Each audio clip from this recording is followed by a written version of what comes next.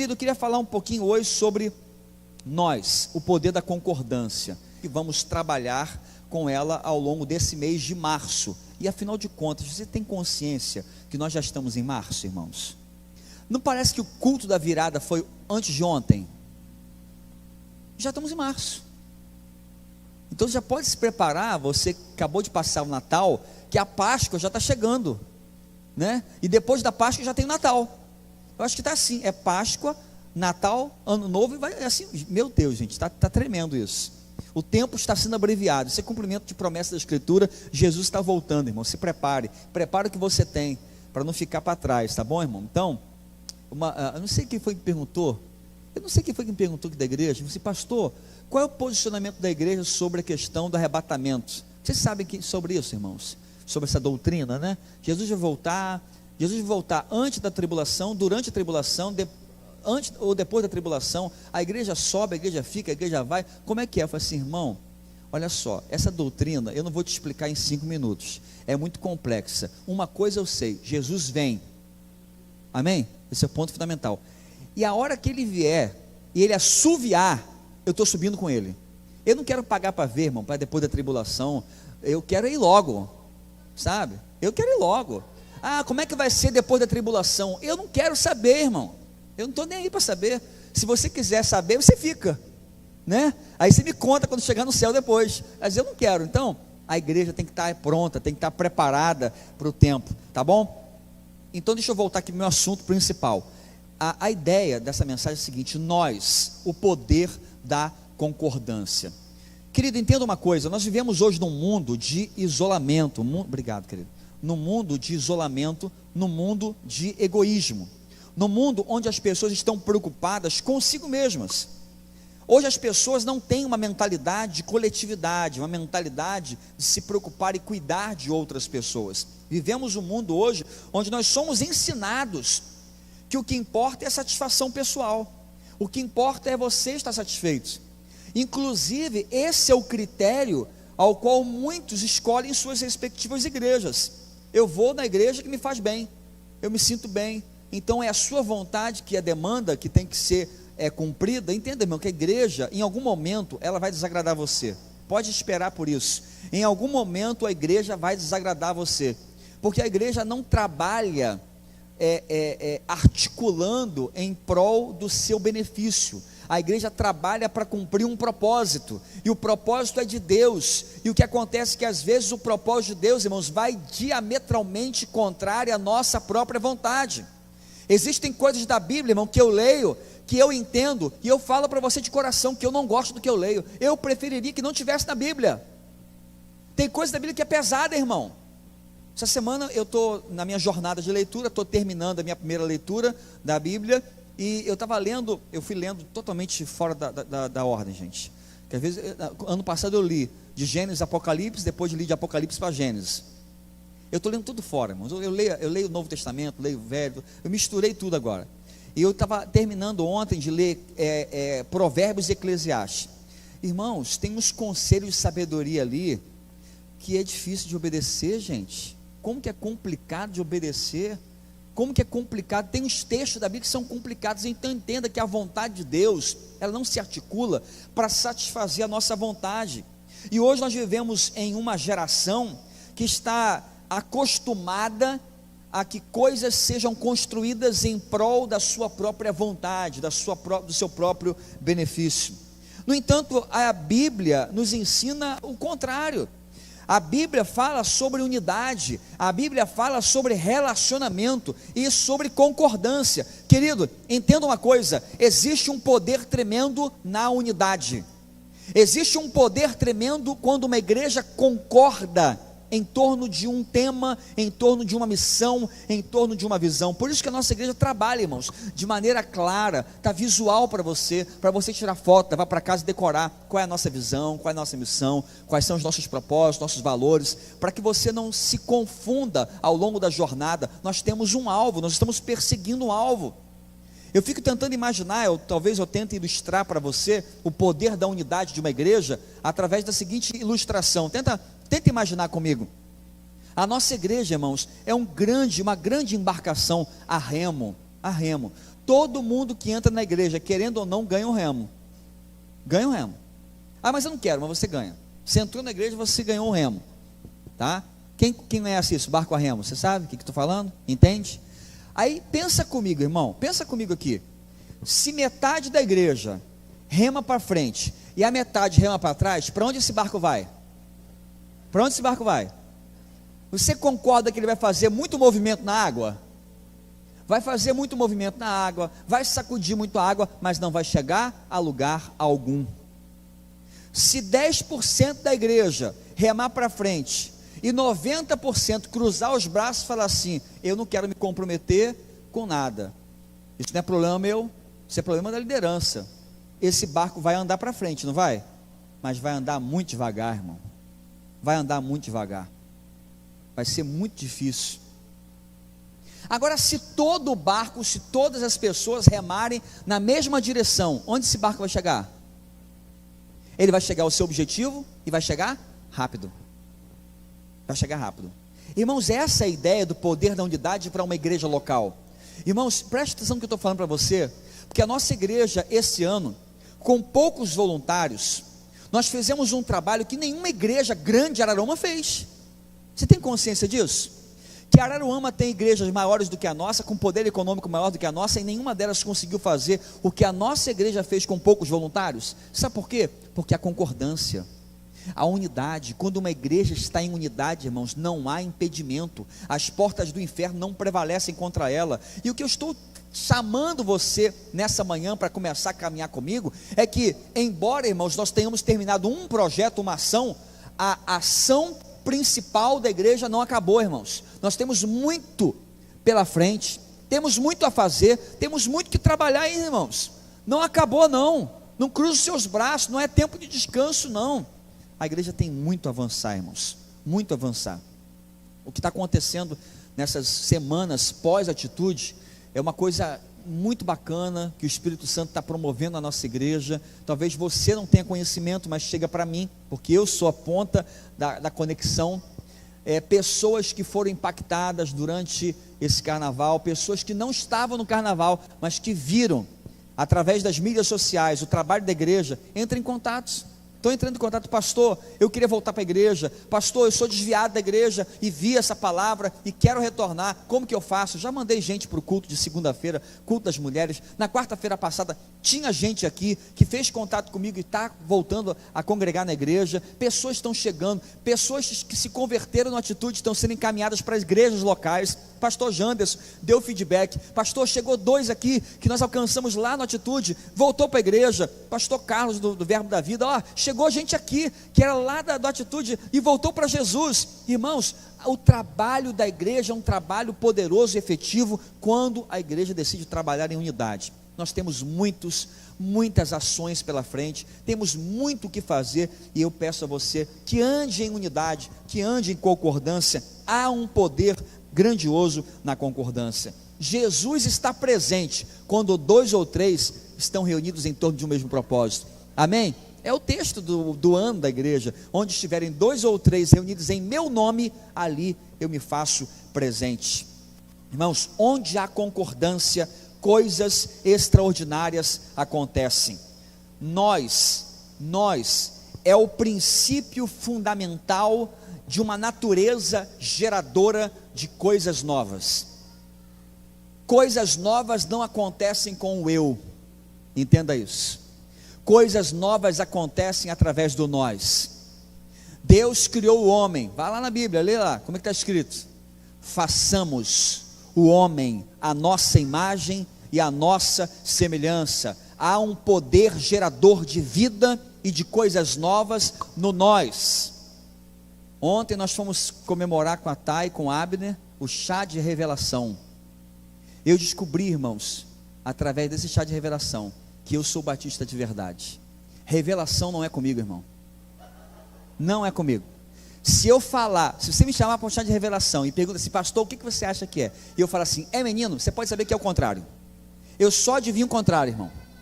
E falei assim: é menino, com certeza. E a fumaça saiu rosa. Parabéns, né? A Malu está chegando, é Malu? Malu, né? poder, essa vida que está sendo gerada, a Malu, a gente pode falar assim agora, né? Só aconteceu por causa do poder do nós. Se só uma pessoa falasse eu quero, não aconteceria. Você entende que o poder gerador de vida está na coletividade, não está na individualidade? Não está na individualidade. Pegue uma pessoa, a melhor pessoa do mundo, imagine a pessoa mais capaz, mais hábil, mais espiritual, coloque essa única pessoa numa ilha deserta e diga assim: crescer e multiplicar e encher a terra, com toda a sua sabedoria e com todo o seu conhecimento. Uma pessoa só, o que vai acontecer, irmão? Nada, nada, porque o poder gerador de vida está na coletividade, está na concordância. Irmãos, a igreja, ela é o corpo de Cristo, e ela gera vida, gera coisas novas, a partir da concordância entre a igreja, nós precisamos andar juntos, irmãos. Qual é o nosso desafio? Qual é a visão da igreja? Tem que ter unidade na igreja. Ah, pastor, mas eu penso diferente. Irmão, não tem esse negócio de pensar diferente. Se você está numa comunidade em que todos estão remando numa direção, você precisa andar junto com a igreja, junto com a comunidade. Olha o que a Bíblia diz em Atos 2:44. Vamos ler juntos? Vamos lá? Todos. Vamos lá, gente? Vamos lá direito, vamos lá. Todos.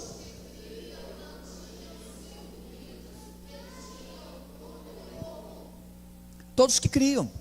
Você crê? Você crê em Jesus como seu Senhor e Salvador? Amém?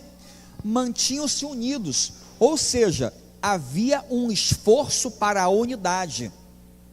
Não é permaneciam unidos, naturalmente unidos, não, mantinham-se. Eles se esforçavam pela unidade. Entenda que a unidade, irmãos, da igreja, ela não vem por osmose.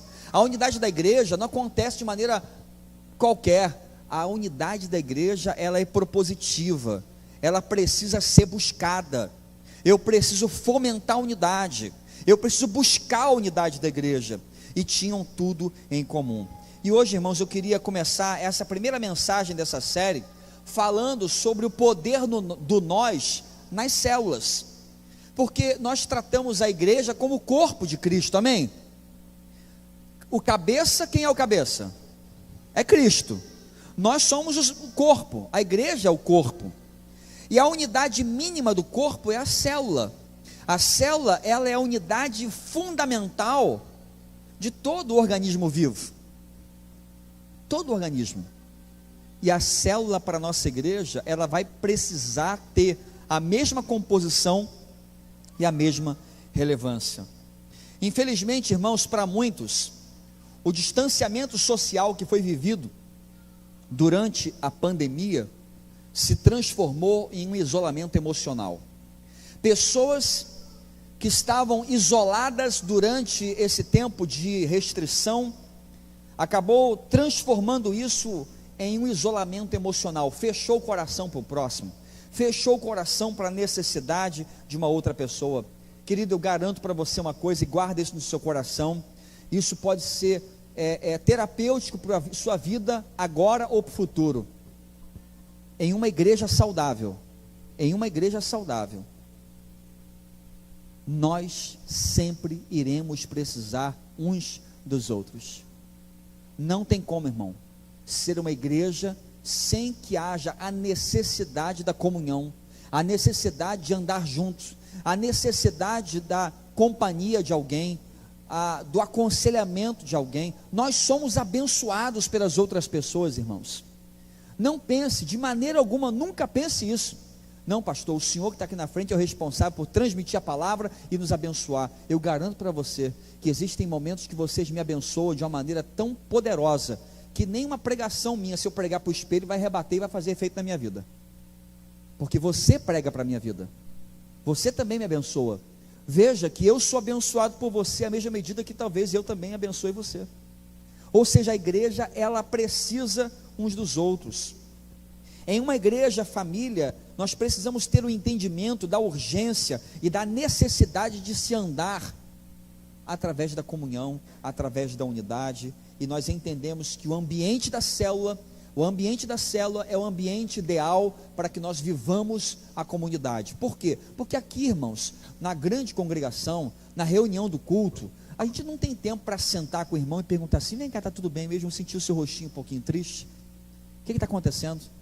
Conta para mim. Aí a pessoa abre o coração: olha, eu tive um problema com a minha esposa hoje, eu briguei em casa, o meu filho fez uma coisa errada, a minha sogra chegou de viagem com uma mala muito grande, isso é muito preocupante, eu estou muito preocupado, porque a mala é grande demais, significa o quê? Que vai demorar muito tempo. Então, pastor, ora para a minha vida, para Deus me dar o livramento. E aí você começa a compartilhar, você abre o coração, alguém vai orar por você, alguém vai te instruir, vai falar que é bênção de Deus.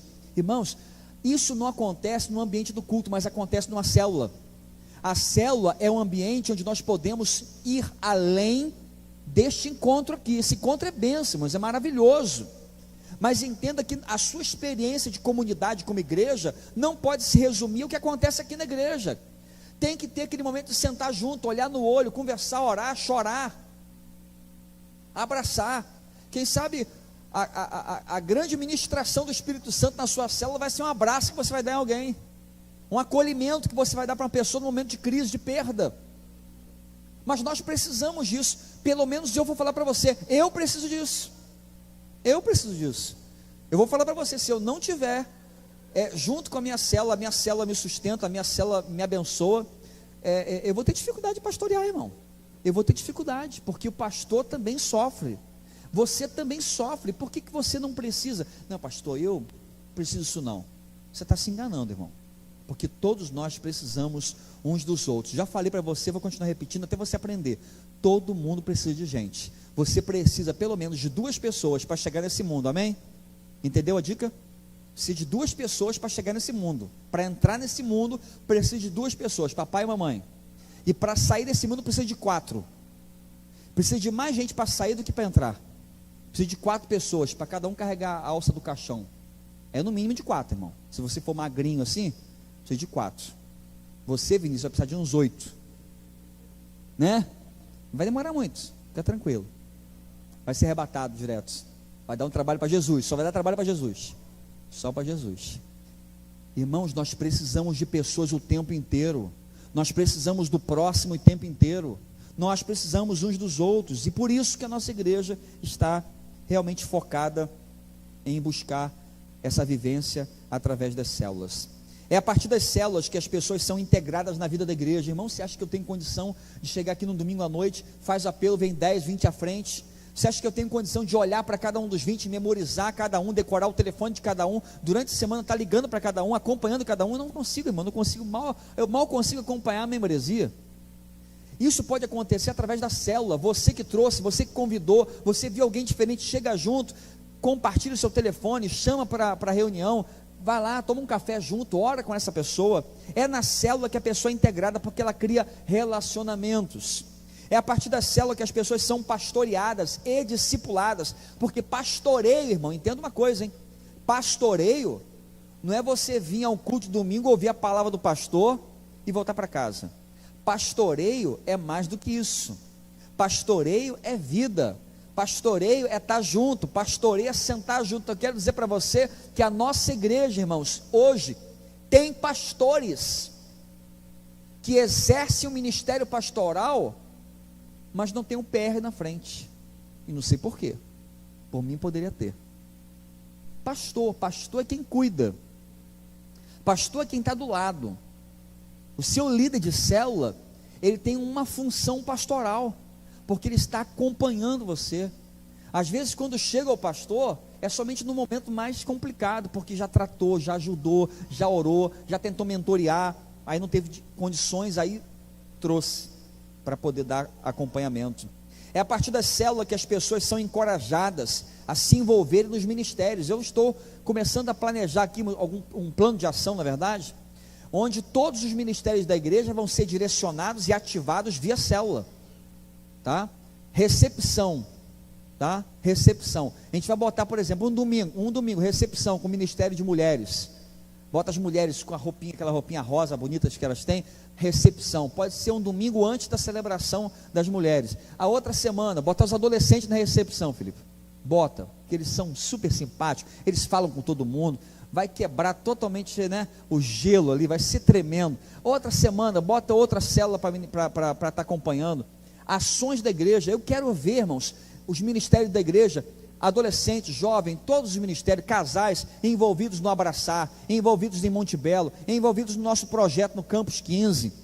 Ações, todas as ações da igreja, a gente vai fomentar os ministérios para que aconteçam e sejam gerenciados através da visão de célula da igreja. Então, preciso que você esteja envolvido em uma célula. É a partir da célula que as pessoas são impulsionadas, comissionadas para o seu destino profético, para aquilo que Deus quer fazer, porque é lá que ela vai receber uma palavra de encorajamento, uma palavra dizendo: meu irmão, é isso aí, continue, não desista, Deus tem muito mais para você, Deus vai fazer algo poderoso na sua vida. Então veja que a célula é um ambiente de pertencimento, é um ambiente de filiação, de honra, onde nós seremos comissionados para o cumprimento do nosso chamado. Irmãos, eu gostaria muito de ter a capacidade de chegar todo dia para vocês e falar assim: meu irmão, faça isso, meu irmão, continue, meu irmão, não desista. Mas é difícil, é complicado fazer isso com todo mundo. Mas na célula, essa mensagem será diluída. Eu vou ministrar isso para os seus líderes e eles vão ministrar isso para você, para que você possa continuar avançando em seu propósito. O que o ambiente de uma célula pode proporcionar para você? O que o ambiente de uma célula pode proporcionar para você? Primeiro, uma conexão profunda com a sua família espiritual. Irmão, você tem que concordar comigo, que uma pessoa que só vem num culto domingo à noite, e passa a semana inteira sem ter contato com Bíblia, com oração, com momento devocional, não liga para ninguém, não conversa com ninguém, ela está muito mais desconectada da sua família espiritual do que uma pessoa que está envolvida em uma célula. Quem está envolvido numa célula, normalmente esse pessoal de célula, eles têm os seus grupos de WhatsApp. Tem ou não tem, gente? Grupos que o pastor não faz parte, e nem quero fazer parte, irmão. Não quero não, me bota não. Eu faço parte do meu grupo de célula com os meus líderes, tá? Mas ali, irmão, o que acontece? Eles conversam, marcam alguma coisa. De vez em quando eles marcam coisa que não tem nada a ver com a igreja. Já aconteceu isso com a sua célula? Marcam um churrasco. Para esses eventos pode chamar o pastor. Para esses pode.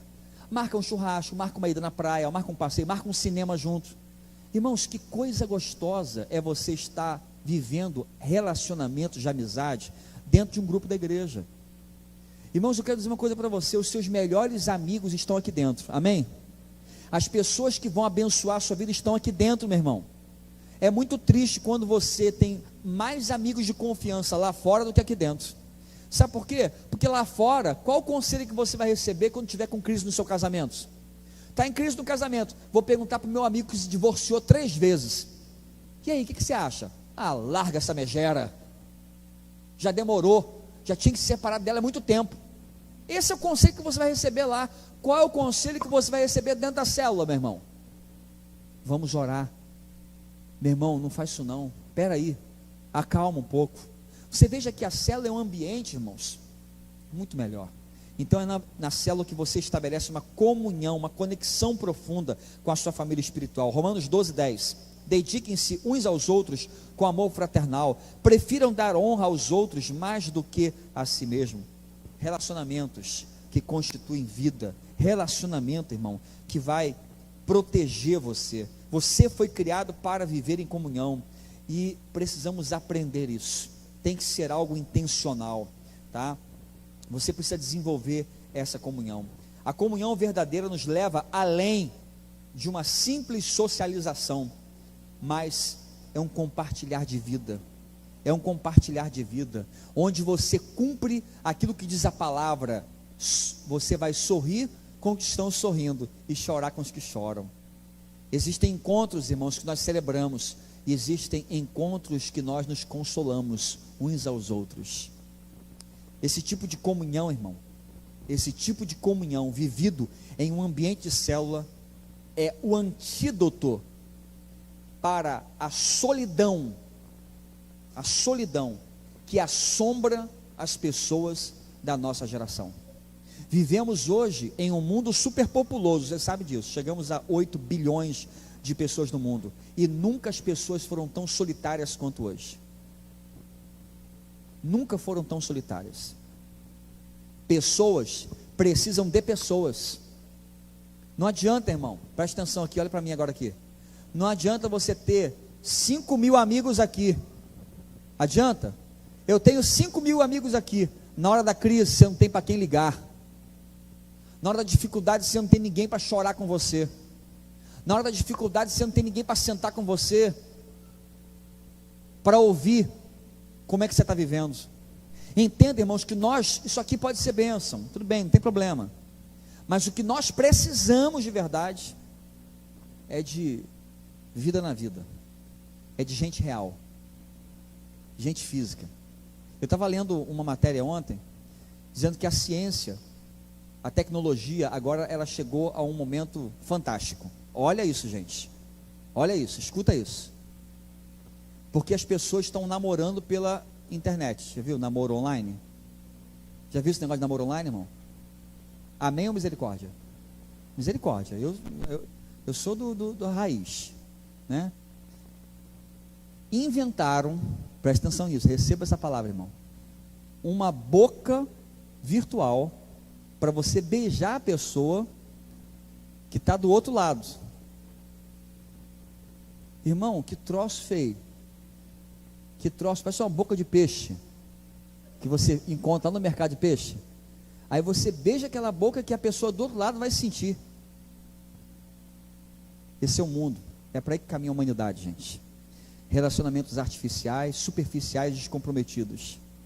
A igreja é uma ilha, onde nós estamos dizendo para você que você precisa de gente. Não ande sozinho. Não ande sozinho. Nós precisamos uns dos outros. Então, irmão, esse não é o tipo de relacionamento que nós precisamos. A família cristã, ela é essencial. A comunhão cristã, a amizade, bater papo. Eu estou falando aqui, gente, de momentos onde você vai sentar. Eu não estou falando de você sentar só para falar sobre Bíblia não, tá? Sentar para conversar sobre a vida, trocar ideia, conversar, ouvir histórias do passado de alguém. Isso é bênção para a sua vida. Isso é terapêutico demais. O que o ambiente de célula pode proporcionar? Transformação pessoal por meio da mutualidade. O que é mutualidade? Significa daquilo que é mútuo, recíproco, exercício da reciprocidade. Descreve aqui o dever de cada um de ministrar a outro, de cuidar de outro. Veja que a maturidade humana, ela é medida no momento em que você é capaz de cuidar de uma outra vida. Essa é a maturidade. Quando você entende que você tem competência para cuidar e abençoar uma outra vida. A maturidade na vida cristã, irmãos, não acontece quando você recebe bênção de Deus. A maturidade cristã acontece quando você entende que você pode cuidar de outra pessoa. Porque uma criança, ela está apta para receber um presente do seu pai. Mas uma criança, ela não tem preparo emocional para cuidar de uma outra criança. Você deixaria um bebezinho de colo aos cuidados de uma outra criança? 1 ano maior, 2 anos mais velho? Não, não pode. Porque você entende que aquela criança não está com preparo emocional para cuidar de uma outra vida. A maturidade cristã acontece no momento em que você entende que os benefícios que você recebe do alto não são só para você, mas para que através de você, você cuide de outra pessoa. Aí eu pergunto para você, você está cuidando de quem? Você está cuidando de quem? Ah, pastor, estou cuidando da minha vida. Então você já me falou exatamente no momento da maturidade que você está em relação à vida espiritual. Porque a vida espiritual é medida através do momento que você cuida de outras pessoas. Cuida de uma outra pessoa. Você serve uma outra pessoa. A Bíblia, você vai encontrar essa expressão, uns aos outros. Quem já leu essa passagem? Uns aos outros. São muitas passagens. São dezenas de passagens. Amem uns aos outros, saúdem uns aos outros, aceitem-se uns aos outros, cuidem uns dos outros, sujeitem-se uns aos outros, suportem-se uns aos outros, não tenham inveja uns dos outros, deixem de julgar uns aos outros, não se queixem uns aos outros, não falem mal uns dos outros. Vou repetir isso: não falem mal uns dos outros, não mordam e não devorem uns aos outros. Aqui não está acontecendo não, esse problema de morder, né? Pelo menos aqui não, lá no Ministério Infantil vai acontecer. No Ministério Infantil vai acontecer sim. Não provoquem uns aos outros, não mintam uns aos outros, confessem os seus pecados uns aos outros. perdoai-vos uns aos outros, edifiquem-se uns aos outros, ensinem uns aos outros, encorajem uns aos outros, aconselhem-se uns aos outros, sirvam uns aos outros, levem as cargas uns dos outros, hospedem uns aos outros. Eu gostei desse. E orem uns pelos outros. Irmão, essa aqui é a essência da maturidade cristã vivida através da igreja local. Quando nós somos capazes de abandonar uma visão egocêntrica de evangelho, onde eu articulo a fé em meu benefício próprio e me preocupo com outra pessoa, me preocupo com o outro, eu quero ajudar o outro, eu quero servir o outro. Amém? Quantos querem viver isso? Quantos querem ser abençoados pelo Senhor para que sejam bênção na vida de outro? Amém? Essa é a maturidade cristã, irmão. Terceiro, o que o ambiente de uma célula pode proporcionar? A ativação do seu potencial na igreja e na sociedade. Você é ativado dentro de uma célula para servir a sua igreja e para servir a sociedade.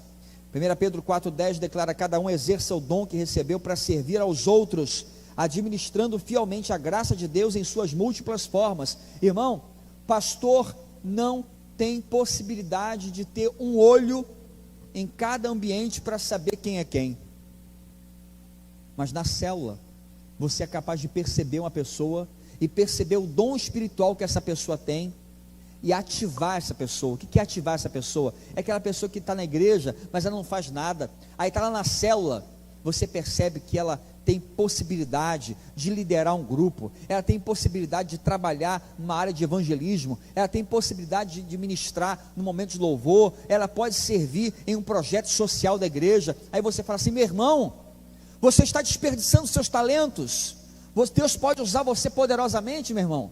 Vamos lá, vamos trabalhar, vem comigo que eu vou te levar nesse projeto da igreja. Aí você leva a pessoa se encontra, a pessoa encontra o seu lugar no corpo, e começa então a exercer o seu chamado ministerial. Isso acontece muito mais possivelmente dentro de um ambiente de uma célula do que dentro de uma reunião como essa. Porque numa reunião como essa, irmão, o pastor não tem condição de ficar olhando assim: eu acho que fulano tem o dom para isso, eu acho que Beltrano tem uma capacidade de liderança nessa área. Mas dentro de um ambiente menor, isso é possível. Deus quer usar você, irmão, poderosamente.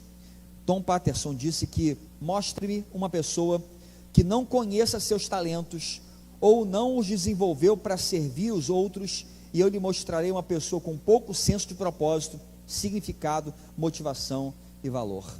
Deus quer revelar você e te dar senso de propósito, porque você faz parte do corpo de Cristo, e toda parte do corpo está conectada e tem função e tem um propósito. Deus tem um propósito para a sua vida. O que o ambiente de uma célula pode proporcionar? O enraizamento da sua fé, irmão. Uma fé firme, uma fé fortalecida, irmão, em nome de Jesus. Você percebe que existem muitas pessoas que vêm à igreja e saem da igreja. A pessoa sai da igreja por quê? Vai pesquisar, irmão, vai buscar. Normalmente as pessoas saem da igreja por questões mínimas, por questões pequenas demais, porque a pessoa não tem raiz profunda. O vento bate, a tempestade vem, ela não tem firmeza espiritual, irmão. Uma célula, ela vai desenvolver essa capacidade de enraizamento. Você vai começar, a buscar o profundo de Deus. Você vai mergulhar mais em Deus, vai buscar uma fé mais sólida, firmeza espiritual. Irmão, tem gente que está tão fraco na fé, está tão fraco, a raiz está tão superficial, que qualquer vento tira a pessoa de lá para cá. A pessoa não tem estabilidade, a pessoa não tem certeza de nada. Irmão, essa não deve ser a sua caminhada, não deve ser a sua trajetória. Você precisa buscar maturidade em Cristo. A Bíblia fala que bem-aventurado o varão, tá? Que é firmado no Senhor, e ele é como uma árvore plantada junto a ribeiros de água, qual dá o seu fruto na estação própria. As suas raízes, irmãos, elas são profundas, as suas raízes buscam as águas. Então você precisa ter uma vida mais fortalecida, irmão, em nome de Jesus. Você não pode ficar para sempre no beabá da fé cristã. A Bíblia fala em Colossenses 3, habite ricamente em vocês a palavra de Cristo, ensinem, aconselhem-se uns aos outros, com toda a sabedoria, e cantem salmos, hinos e cânticos espirituais com gratidão a Deus em seus corações. Tudo que fizerem, seja por palavra ou ação, façam-no em nome de Jesus, dando por meio dele graças a Deus Pai. Habite ricamente em você a palavra de Deus.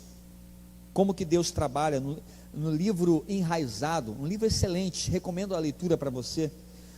O pastor Ben Libscher, ele fala sobre isso, sobre como Deus trabalha para criar raízes profundas em você. Ele fala que o primeiro solo é o solo da intimidade com Deus, o segundo solo é o solo do serviço com Deus, e o terceiro solo é o solo do aprendizado a viver em comunidade. Você cresce, você amadurece e você desenvolve raízes profundas quando você aprende a viver em comunhão com o seu irmão. O que o ambiente de uma célula pode proporcionar? Pode também proporcionar a unção que está sobre os integrantes da célula, amém? Você sabia que sobre a sua vida tem uma unção específica? Você sabia, irmão? É isso aí. Não, pastor, só o pastor que tem uma unção aí. Não, irmão, o pastor tem uma unção ministerial, mas você também tem o Espírito Santo sobre a sua vida, amém? O Espírito Santo se move em você, amém? Você acredita nisso, irmão? Só que o chamado que Deus tem para você é diferente do que tem para mim. O chamado que Deus deu para um outro pastor é diferente do que deu para mim. Entenda que até no ministério pastoral existem chamados diferentes, irmão. Até no ministério pastoral tem chamado diferente. Existem, na verdade, 4 chamados ministeriais só voltados para a área pastoral. Existe pastor que é pastor, só pastor. É o pastor que carrega as ovelhas no colo, que bota aqui assim. E o ministério dele é esse, irmão. Pastor de ovelha. Existe pastor, irmão, que tem uma visão de ensino. Visão de ensino. É o pastor que dá aula, é o pastor que quer que a igreja cresça na maturidade, no conhecimento. Existe pastor que tem uma visão, irmãos, que é uma visão que eu falo, a visão apostólica. O que é a visão apostólica? É uma visão de conquista, é uma visão de expansão, é uma visão de levar o reino para outros lugares. Ele não se conforma só aqui, igreja local, isso aqui, ele quer mais, ele quer avançar, ele quer ganhar a cidade, quer ganhar o Brasil, quer ganhar o mundo para Jesus. Cada um, irmãos, ele tem um chamado específico, cada um tem seu valor, assim como Deus tem um ministério para você, Deus tem um chamado para você. Existem pessoas que têm um chamado, irmãos, da oração, amém, irmão? Chamado de oração, encosta na pessoa, irmão, ora, o céu se abre, coisas acontecem, derramar de Deus vem forte. Existem pessoas que têm um chamado consolo, irmão. Chega alguém, olha, abraça aquela pessoa, envolve. Deus tem uma unção sobre cada um de nós, irmão. Nunca falte óleo sobre a sua cabeça, em nome de Jesus. Que outras pessoas de fora sempre encontrem em você um manancial de água viva, uma pessoa cheia do Espírito Santo. Honrar, irmãos, honrar esse chamado é a maior sabedoria que uma igreja pode ter. Por isso que a nossa igreja, irmãos, ela se estrutura em torno de ministérios. Por quê? Porque eu entendo, por exemplo, que quando eu quero falar, ou quando alguém vem falar para mim sobre ministério com crianças, eu entendo que o chamado que Deus deu para a Thay é um chamado tão poderoso, sobre a vida dela tem uma unção do ministério de criança, que eu não tenho. No cumprimento do chamado dela, ela tem mais unção do que eu. Amém? Por quê? Porque Deus chamou para isso. Deus chamou para isso. Quando fala sobre o ministério de mulheres, está a André lá atrás, Deus derramou uma unção sobre ela com o ministério de mulheres. A unção que está sobre a vida dela, não é a mesma que está sobre mim. E quando ela cumpre o chamado dela, está cumprindo com excelência. Deus deu a Raquel o chamado de adoração. Quando ela cumpre o chamado dela, ela tem mais autoridade espiritual do que eu. Por quê? Porque está no exercício do cumprimento da sua missão. Irmãos, existe na nossa igreja irmãos que manobram os nossos projetos sociais, que vai para a rua cuidar de morador de rua, servir gente, que eu falo para você, Deus colocou sobre aquela pessoa um chamado, uma unção para cuidar de morador de rua, de gente em situação de risco. Deus não deu para mim o chamado que deu para essa pessoa. Deus não deu. Por quê? Porque Deus tem um chamado para cada um de nós, irmão. E cada um conectado no corpo tem função e propósito. Você entende isso? Você entende que tudo que está no seu corpo tem uma função específica, obedece a um comando, tem lógica, tem sentido, tem coerência, mas cada um desempenha um papel específico? Cada um desempenha um papel próprio. Assim é a igreja. Deus tem um chamado, irmão, para cada um de nós. Deus tem um chamado para você, e Deus quer usar você nesse sentido e nessa direção. Deus quer usar você assim. Portanto, entenda que o corpo, ele é muito bem estruturado, de maneira que cada um tem um propósito, cada um serve a um propósito maior. Sexto, o que o ambiente de uma célula pode proporcionar? A capacitação para influenciar com o amor de Cristo. Entenda uma coisa, irmão, de uma vez por todas: não existe nada que influencie mais do que o amor. Amém? Pastor, mas se a igreja fizer uma atitude, e se a gente conseguir colocar 100 mil leques na rua, se a gente for com um trio elétrico, nada supera o amor. Creia no que eu vou falar para você. Acredite no que eu vou falar para você agora. O que chama a atenção do mundo não é o que a gente faz entregando um leque, um geladinho, cuidando de alguém. É o amor que nós destinamos às pessoas. É esse amor. A Bíblia fala o seguinte: nisto conhecerão que sois os meus discípulos, se vos amardes uns aos outros. A maneira como eu demonstro amor é a maior prova de que realmente eu tenho o Espírito Santo na minha vida. Irmão, adianta alguma coisa? Eu fazer evangelismo, sei que lá, tudo mais, mas quando a pessoa vier para mim, eu não oferecer a ela o amor de Jesus, tratar com indiferença, tratar com ignorância, ser ríspido, adianta alguma coisa? Chega a pessoa lá, a pessoa se converteu lá na atitude, lá no carnaval, se converteu.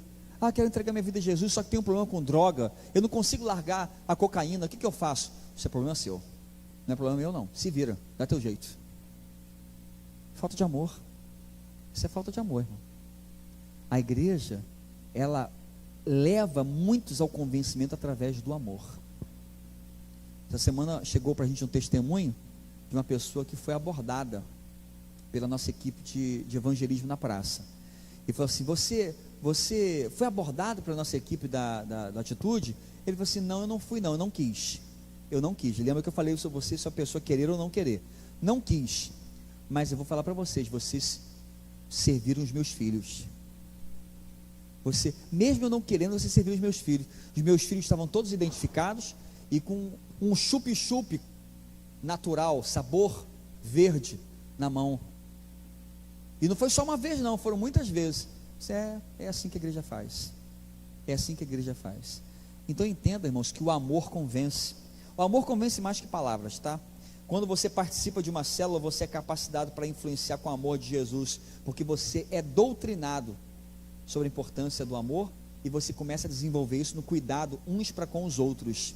Uns para com os outros. É um abençoando o outro, é um cuidando do outro. Então, para mim, ainda, o amor é a maior estratégia evangelística da igreja, amém? O amor é a maior estratégia evangelística da igreja. E nós precisamos fomentar isso e criar isso cada vez mais. E para terminar, gente, o que o ambiente de uma célula pode proporcionar? Oportunidades singulares para marcar vidas. Oportunidade para marcar uma vida. 1 João 3,16 fala: nisto conhecemos o que é o amor, que Cristo deu a sua vida por nós, e nós devemos dar a nossa vida pelos nossos irmãos. Veja, que Jesus nos deu um exemplo. Qual foi o exemplo que Jesus deu? Ele deu a sua vida por nós. Qual é o exemplo que eu devo dar ao mundo? Dar a minha vida pelo meu próximo. Pastor, o senhor quer que eu morra pelo meu próximo? Não, não é isso não, gente. O pastor não quer que você morra não, mas o pastor quer que você mortifique, quem sabe, o seu tempo. Gasta tempo, irmão. Amar o próximo gasta tempo? Gasta. Você tem que investir tempo, você tem que sentar, você tem que dar atenção, você tem que abrir mão, quem sabe, de um tempo de descanso. Você poderia estar dormindo, você poderia estar descansando hoje. Imagina você descansando hoje, debaixo do edredom. A sauna, né, irmão? Debaixo do edredom vai ser a sauna. Só se o seu ar-condicionado foi tão poderoso, né? Que caiba isso. Para amar, você tem que mortificar alguma coisa, porque sempre que você ama, você abre mão de alguma coisa. Guarda isso. Guarda isso. Ai, pastor, estou apaixonado, estou namorando. É mesmo? Qual o nome do irmão? É fulano de tal. Cadê ele? Não, ele não vem à igreja, porque ele não gosta de vir à igreja comigo. Entendi. Mas se vocês se encontram durante a semana, não, ele não tem muito tempo para mim não, porque ele está muito ocupado com outras coisas. É mesmo? Cuidado, porque amor pressupõe sacrifício e entrega. Se você ama, e se você já amou alguém, você sabe disso. Quem ama, investe tempo. Sim ou não, gente? Sim ou não? É assim que funciona. Eu me lembro como se fosse ontem. Estou casado com essa senhora de 45 anos aqui. Ela fez quarta-feira, gente. Eu estou implicando com ela. Que a ficha não caiu ainda, né? Eu sou casado com essa senhora de 45 anos aqui. E me lembro como se fosse hoje que a gente estava namorando, ainda lá atrás. E eu estava no seminário, fazia seminário no Rio de Janeiro. Aí chegava sexta-feira, cansado, muito cansado, irmãos. Cansado, uma semana de estudo. E estava lá, pega do Rio para cá, irmãos, é uma canseira. Você vindo do Rio para cá. E aí, chegava aqui cansado, mas não abria a mão, irmão. Sexta-feira é dia de namorar. Tem que separar tempo, mas está chovendo hoje. Nada, chovendo é lindo, né? Tem aquela música, dançando na chuva, né? Namorar na chuva é melhor, irmão. Mas está caindo tempestade, raio. Aí o amor vai ficar eletrizante. Não tinha tempo ruim não, irmão. Não tinha tempo. Eu não sei para você. Para você era assim também? Amém, irmão? Amém, irmão? Era assim, né? Que hoje tem uns namoros Nutella, mas nosso namoro na época passada era raiz, irmão. Não tem tempo ruim não, irmão. Vamos lá. Não tinha carro, não tinha bicicleta e a pé. Não tem tempo ruim. Quando você ama, você não vê tempo ruim. Sim ou não? Não é isso aí? Ah, eu amo a Deus, amo minha célula, mas não tem tempo para ela. Uma coisa está errada, irmão. Quando você ama, você destina tempo. Quando você ama, você destina recurso financeiro. Guarda isso, tá? Você guarda, você investe. Você compra aquele presente, você compra aquele perfume, você compra aquele CD. E CD não tem mais, irmãos. Na minha época tinha CD. Já foi. Da minha época, da sua época também, tá? E compra aquele CD, compra aquela caixa de bombom. Você investe porque você ama. Amor pressupõe renúncia. Amor pressupõe investimento. E hoje as pessoas dizem que amam, mas não tem tempo para nada. As pessoas dizem que ama a igreja, ama a Deus, ama a sua célula, mas não querem participar, não querem se doar em nada. Não. Quinta-feira não posso porque tem jogo do Flamengo. Está repreendido. Quero que o Flamengo perca. E sou flamenguista, tá, irmão? Quero que o Flamengo perca, para você sofrer. O Vasco vai ganhar todas, só de raiva. Olha o que eu estou falando aqui, gente. Estou blasfemando praticamente, né? Imagina um flamenguista falar isso. Se você ama mais o futebol do que ama a sua célula, você está totalmente errado. Se você ama o seu programa de televisão, a sua série Netflix mais do que a sua célula, meu irmão, você tem que se converter. Que isso, pastor? Se você ama a sua célula e nunca contribuiu com nada nela, não levou um lanchinho, um cachorro quente, um pão, um refrigerante, um guaraná, irmão, você precisa reaprender o que é amor, porque amor pressupõe cuidado. É a singeleza, não é fazer grandes coisas, é fazer o que você pode, mas faz com amor, em nome de Jesus. Amém, irmãos? Quem está entendendo até aqui? Eu quero convidar você, irmão, em nome de Jesus. Você que ainda não participa de uma célula, você que não sabe o que é uma célula, eu quero te pedir, me procure, eu quero te orientar. Você que já sabe que é uma célula, que já participou de pequeno grupo na igreja, e quer participar, você pode procurar os gestores de célula da igreja, tá? A nossa igreja tem gestores de célula, para cada faixa etária, tem para adolescente, tem para criança, tem para adolescente, para jovem, para casado, tá? E se você não tem ideia do que se trata, eu quero dizer para você uma notícia boa. Dia 19 de março, nós vamos começar aqui na igreja uma célula para quem não tem célula. Será uma célula catalisadora. É uma célula para quem não tem célula, nunca participou de célula e quer saber o que é célula. Então, antes de você ir, a gente vai fazer aqui uma amostra grátis para você. Vai ser aqui na igreja, todo domingo, 9 da manhã. A Soninha vai conduzir essa célula para a gente. E aí vai ser uma célula que você vai conhecer o que é uma célula, vai descobrir, e ali você vai ser então enviado. Ah, gostei. Eu gostei desse negócio de célula. E posso participar? Pode. Então você vai com seu esposo, vou te mandar para a célula de casais. Você é adolescente, manda para a célula adolescente e vai destinando você para aquela que mais se enquadra no seu perfil. Amém, irmãos? Amém, gente? Semana que vem a gente continua e vamos continuar conversando sobre isso. E eu quero convidar você a participar integralmente dessa série aos domingos das 10h30 da manhã. Mas especialmente, procure uma célula perto da sua casa. Se não faz parte de nenhuma ainda, você também pode abrir a sua casa para receber uma. Comece com pouco, comece com 2, com 3 pessoas, mas comece em nome de Jesus. Você pode se colocar de pé no seu lugar?